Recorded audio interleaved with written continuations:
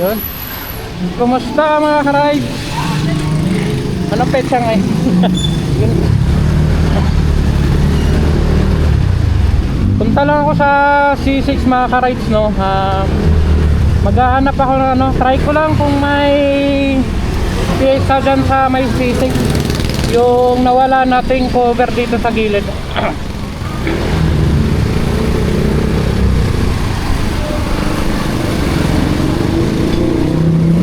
Sa motor pala mga ka-rides, no, dyan ako nagpapagawa, oh. Sila nagme-maintain ng aking motor. Daan lang pala ako. Ay, mamaya na lang. Try ko lang kung may nagbebenta ng mga piyesa. Tapos discuss na rin natin yung ano, gastos ko sa Manila to Mindanao. Yung Mindanao to Manila ay hindi ko pa natapos, hindi ko pa natitingnan. Hindi ko pa kasi naayos yun eh.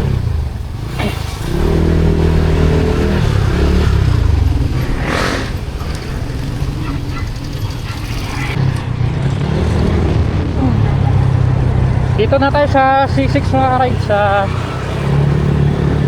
May shortcut doon sa palengke, kaso di ako dumaan. Kasi yung mga stall o mga tindahan ay andito sa right side. Tapos parang medyo traffic din sa palengke, kaya dito ako umikot. Eh sakto naman to. Pag uwi, doon ako sa may palengke dadaan. Mas marami kasi yung ano, tindahan dito sa right side. Hanap lang ako ng ano, cover. Ito yung hahanapin ko mga ka-rides, oh.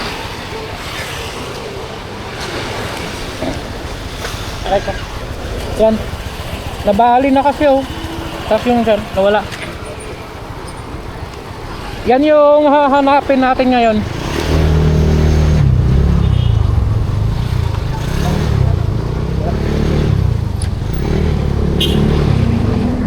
Yan mga ka-rides, no. Dito na ako naghahanap dahil malapit lang. Tingnan ko lang ba kasi ano eh, wala rin. Baka kailangan ko talaga pumunta ng Caloocan. Kasi parang kulang din dito. Ang layo din kasi pumunta ng Caloocan. Tapos yung kailangan ko, yung isang ano lang, takip. Hindi ko pa napahugasan yung motor, idadaan ko pa to. Oh yan, oh. Lang, bugahan ko nga. Hugasan ko sana mga ka-rides, kaso wala pala akong pamunas. Nawala pala yun. Bibili pa ako. Mura lang naman yun, 75.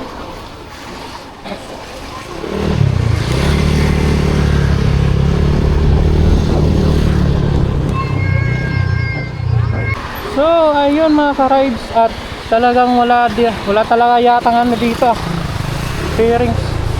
Parang kailangan ko pumunta ng Caloocan o di kaya di maka ano, o di kaya mag-order na lang ako online. Ito may mga fairings, so try natin. Yun, uwi na lang mga ka-rides. Wala talaga akong nakita, o order na lang ako sa online. Maganda kasi nung ano eh, yung sa tindahan ka bibili kasi libre kabit. Online ay babayad ka pa ng shipping fee, tapos papakabit mo pa. Ayoko na rin kasi pumuntang Caloocan, tinatamad ako. Naumay.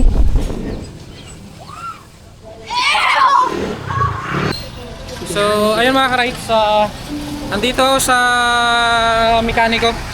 Yung pinapagawan ko ng motor, kasi papacheck ko yung switch button natin tsaka yung silinyador. Kasi yung silinyador natin ay hindi siya bumabalik. So ano, lesson learned nung Manila to Mindanao natin, dapat may alam talaga tayo sa ano, kahit basic lang na pagkumpuni ng motor. Tsaka dapat may dala tayo basic tools. Kasi nung bumiyahe tayo, wala tayong dalang basic tools. May dala ako allen wrench lang. Kaso yung open tsaka close wrench ay wala akong magagamit na ganun. Kaya nung nagka-problema tayo, yung ilaw natin na yumuko, yun lang yung nagawa natin ng paraan dahil may dala akong gamit. Yun yung na-adjust ko. Pero yung sa side mirror natin ay wala. Pinagawa natin sa iba dahil wala na tayong dalang basic tools. Kasi yun parang kasi nung unang biyahe natin bago pa yung motor ay kampante tayo na ibiyahe. Tsaka yung unang biyahe naman natin walang ganong problema. Yung pangalawa na natin balik na medyo na rin yung motor natin ay yun, doon tayo nag-start na magka-problema na. Mga minor lang naman. Pero kung may dala sana tayong basic tools, tapos may basic tayo na kalaman sa paggawa, sana yun, hindi tayo gaanong sa aberya. Kaya ngayon nagtitingin-tingin na ako ng mga gamit sa online para pagpraktisan kung kalikutin yung motor. Natakot lang kasi akong tag dito, galawin yung motor. Baka instead na ayusin ay masira ko pa. Pero wala, kailangan talaga pagpraktisan. Na yun, lesson na yun. Ito pala yung ipapagawa ko mga rides. Yung silinyador natin kasi diba pagpiga ako hindi siya bumabalik. Tapos yung start button natin ganito siya. Yan, wala siyang function pag yung pagkapindot mo ay magaan lang, pero pag diniinan meron. Tapos minsan yan gumagana, minsan naman ayaw. Try natin mga ulit. Ba, andito siya sa mekaniko, gumagana siya. Yan, gumana ulit. Loko-loko. Yung silinyador na lang siguro muna. Pero kailangan ko parang ipa-check to eh. Tapos ito pala ito yung nagawan ko ng paraan na ibalik kasi ito allen wrench lang. Tapos ito, di ba nagrereklamo ako na kumakalampag. Uy, natanggal yung cable tayo. Ito yung binili ko para ikabit siya dito sa plastic para wag kumalampag. Grabe, naputol oh. Ito yun. Ilagyan ko na lang, kinabit ko siya dyan yan. Hindi na siya umaalog. Ginawa natin yung paraan. So ito mga rides ayan. Boss, nakailang araw mo raw? Balik. Boss, shout out na. Mahilig ako manood ng mga nagra-ride sa yung mga ganito. Mga Mindanao. Nasubukan ko na rin umuwi sa Tacloban eh. Motor din ako. Ayan, nanood Kaya pa. gusto kong mapanood yung mga Nagbablog. Yung daanan ba, parang matutuwa ko ba? Sakto din, parang Kasi na-enjoy mo yung pagbibiyahe. Sa pagbibiyahe ka ng tago. Biyahe ka ba? Rin? Mindanao? Wala pa. Pagawa ko pa nga eh. Ito na yung mga problema. Di mo mabalik yung silinyador. Saka yung switch matigas. Yan, pagawa na lang muna. So yung mga rides, shoutout kay Boss Mando. Parang nahihiya ako. First time ko may lumapit na nakakilala sa atin sa na nagpa-vlog tayo. Kapitbahay pala dito sa sa pinagbuhatan. Nag-aantay ako dito sa shop. Yun, shoutout sa mga nanonood pala Salamat din pala sa may mga sulit tayong supporter na laging nanonood. Magawa kaya ako sticker para may maibigay naman ako Pagawa ako, hanap ako ng papagawa Gagi mga ka-rides. Ngayon ko lang napansin yung takip na laglag. Buti na silip ko. So ayun mga ka-rides grabe yung diin ko pero wala. Grabe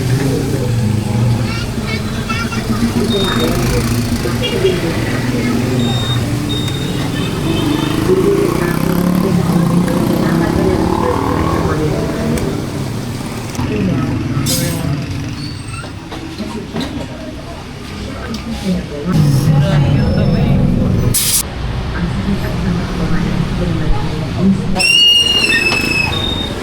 So yung mga ka-rides, tapos na. Umulan pa.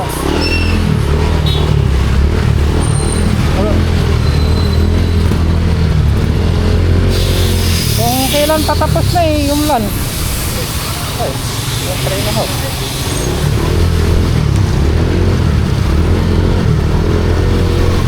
Hey, bakit umulan?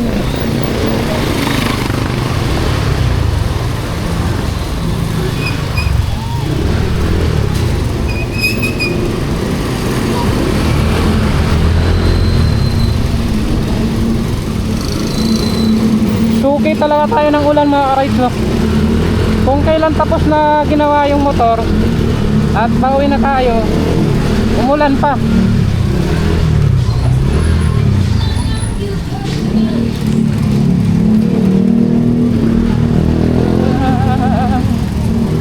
Imbis na magbablog pa ako kung magkano yung nakastos ko eh.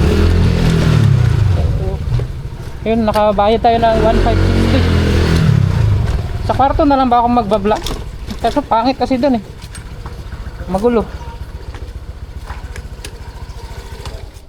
Ito ka, oh.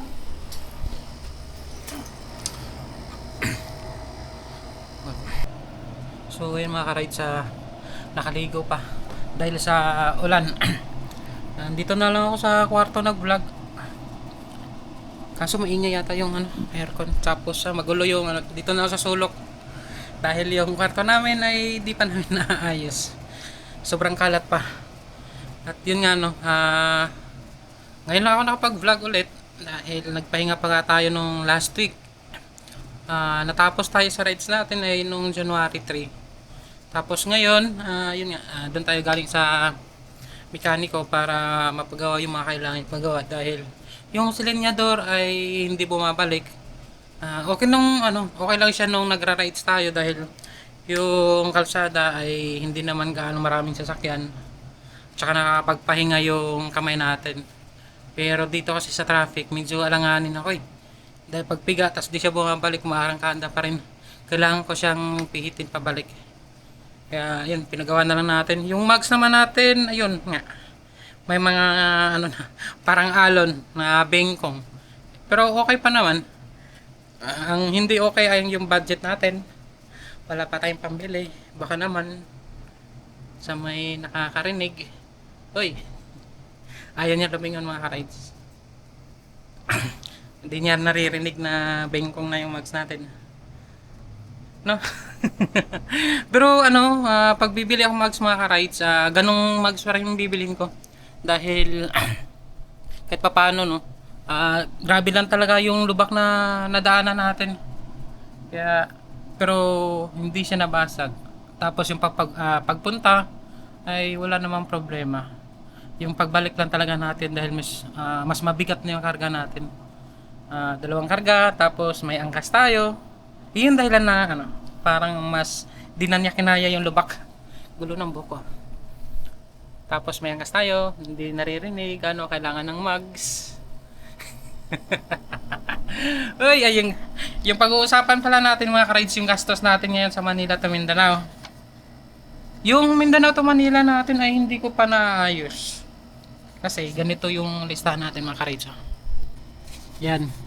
Kasi nilista ko kung saan tayo nagpagas, saan tayo kumain. Yan, ganyan. Kaya wala pa akong oras na ayusin yung isa dahil mas mas magulo. Ito, ang dami Yan. Normal gas pala natin mga ka-rides. Ay nga, normal gas pala natin ay parang mula dito sa Pasig hanggang Matnog, 3 gas lang tayo. Tapos bandang Samar to Leyte ay isa lang din. Yun nga, kasi may tira pa tayo doon sa kasi last natin pagas doon sa Luzon, sa may may bandang Matnog. Bali unang gas natin sa Lukban lang yun, 150 kasi nagpagas lang ako kasi madilim pa, baka walang makitang gasoline station. Tapos pangalawang gas natin sa may Ragay na umabot din 305, nasa video naman yun. Tapos yung yun nga, yung last ay 270, nasa Castilla. Basta may bandang Matnog na yun. Kaya may tira pa tayong gas. Nung nakabiyahe na tayo ng papuntang Samar, hindi naman natin na gamit yung motor nung stranded tayo, di ba? Tapos, yun, nagpagas na ako isang beses sa may Kagsumi Margarita. Bago makarating ng Katbalogan yun. Tapos sa day 4, nakapagpagas pa ako ng Kagsumi 248. Bakit Kasi 255 day 4. Nagpagas ulit ako sa Katbalogan. 200. Mali ito. Dito Katbalogan. May nailagay ako mga ka-rides. So yun yung sinasabi kong magulo. Sa pagod to eh. Kasi yung pagas ko na isa 255 sa may yun. Sa may tawag dito.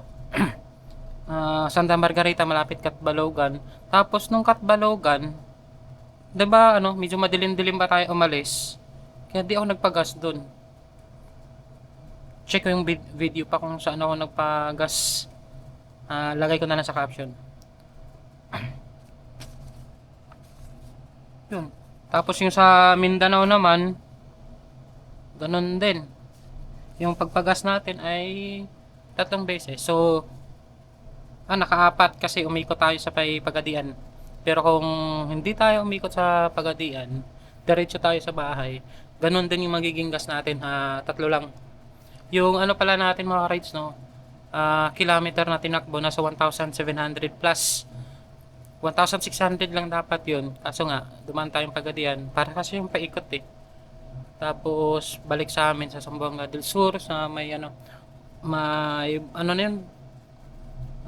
malapit na rin siya sa Zamboanga del Norte. Kaya naging paikot yung biyahe natin.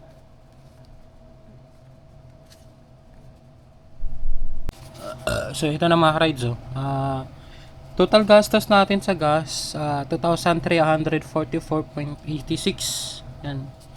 Tapos dito sa pagkain 2,641. Ang medyo malaki-laki tayo ng gastos ay dito sa hotel. Yan. 4,250. Tapos yung barko naman, bayad natin sa Matnog to Allenport ay 646. Tapos dito sa bandang Liloan 1,985. Kaya total 2,631. Ang naging sa barko yon, total yan. Tapos ang pinaka overall total natin ay 11,866.86. So yung mga rides, ito na yung gastos natin na lahat-lahat. Yun na yung breakdowns. Hindi naman siguro kailangan pang yung mga kung saan ako kumain. Kasi nasa video na yun. Yung sa Mindanao to Manila natin ay gagawan pa. Tapos nag-iisip pa ako kung sa susunod na biyahe. Hindi ko alam kung Sambales o Lubo Batangas yung pinag-iisipan ko. Kasi kailangan yung biyahe natin ay yung mga lang, kaya natin balikan. Hindi pa tayo makakalayo dahil wala pang holiday. So habang wala pang mga holiday, wala pa tayong budget. Dito lang tayo sa malapit. Baka plano kong i-consistent yung pag-upload siguro kahit sa isang buwan makapag-upload ako ng 2. Baka yun na nga lang siguro. Kasi dati 2 years ago na tayo nagsimulang mag-vlog. Pero yung mga upload natin ay halos di tayo nag-upload.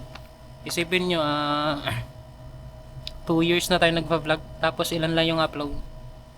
Kaya parang walang ganap yung channel natin may mga nagtuturo sa atin sa pagva-vlog na kung gustong lumaki ay mag-consistent na sa pag-upload. Tingnan natin kasi yung dahilan din na halos wala kang views kasi nga minsan madalang ka lang mag-upload, parang bigla-biglaan lang. Wala daw nanonood, walang kasi marami na akong biyahe yung North Luzon Loop natin. unti lang yung views to, nasa 100, 400, yun lang. Di man lang umabot ng 1,000. Eh, 3 araw na biyahe din yun, malayo-layo. Tapos, nakapag highest point na rin tayo, yun din, wala rin siyang views. So, wala, tingnan natin kung itutuloy kasi medyo magastos rin yung ganitong vlog. Tingnan lang natin. Kasi malapit na rin akong sumahod pala mga ka-rides, no? Sana, sumahod nga. Unti na lang naman yung kulang. Pag nakasahod, gamitin natin pang content na lang diretso. Kasi wala na tayong budget. So, yung mga ka-rides sa susunod ulit na biyahe, abang-abang na lang kung may gusto pang manood kahit hindi na yung biyahe natin hindi na ganun kalayo. So, thank you pala sa mga nag-subscribe tsaka nanonood. Lalo na dun sa mga masugid nating ano, no? May mga nagko-comment. Tsaka yung kanina nga, medyo nahiya pa ako. First time na may nakakilala sa atin na nagpa-vlog tayo. Dumaan siya, shoutout pala kay Boss Lando. Dumaan kasi siya habang nagpa-vlog ako. Hindi ko pinansin kasi parang may sinabi siya nung nagpa-vlog pa lang ako. Eh, di ko naman alam na kilala ko eh. So, focus lang ako sa camera habang nagsasalita. Tapos nung natapos kong mag-vlog, dumaan siya ulit. Doon kami nakapag-usap. So yun. Biglang may nakakilala. Di ko alam kung ano sasabihin ko kasi nga wala pa naman akong parang sa mga nakakilala sa atin sa habang nagva-vlog. Di ko alam kung papagawa akong sticker para naman pag may nakakilala sa atin tulad nga nung kanina, makapagabot tayo kahit sticker lang. Pag-isipan ko kasi wala rin akong logo pa. Yung ginagamit kong logo sa channel ko ay ang pangit. Ako lang mismo ang may gawa nun. Tapos wala rin kasi tayong time pa gumawa nun. Parang mahirap din. So tingnan na lang natin mga rides. Sa susunod ulit na biyahe mga rides. Thank you. Boom boom. Sana may nakarinig sa ating mugs. Bye bye. May isa pa akong mugs pala dyan extra. Pareho lang din, may bingkong yung gamit rin na mugs natin mula nung bumiyahe tang Manila na nagbibisaya na ako. Magbisaya na kaya ako. Yung biyahe ko ulit na ulit. Yung una kong biyahe sa Manila to Mindanao. Ayan, nalilito na. Kasi minsan nakakapagbisaya talaga mga ka-rides na. Kasi kahit dito sa bahay, pareho naman kaming Bisaya, ay Bisaya pa rin yung ginagamit namin. Kaya minsan kahit 5 taon na tayo dito sa Manila, nagbibisaya pa rin. Ayun na nga, humaba na yung aking vlog. So, bye-bye.